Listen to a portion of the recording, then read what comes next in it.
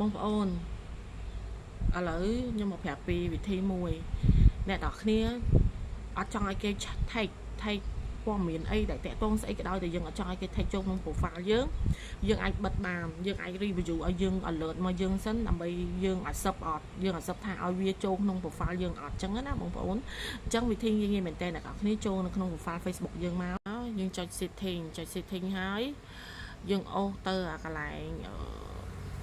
មានពាក្យ tag ចាបងប្អូននេះ profile and tagging នេះយើងចុចអាហ្នឹងមកយើងរកពាក្យកន្លែង review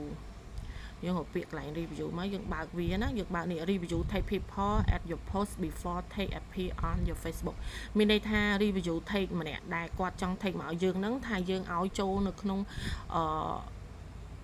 Facebook យើងអត់ហើយមួយទៀតនេះ review what other people see on your profile អញ្ចឹងអានេះក៏ធ្វើ review ដែរអញ្ចឹងយើងបើកទាំងពីរតែប៉ុណ្្នឹងឯងបងប្អូនគឺរួចរាល់ជាការស្រេចអរគុណអញ្ចឹងបងប្អូនដែលគាត់ចង់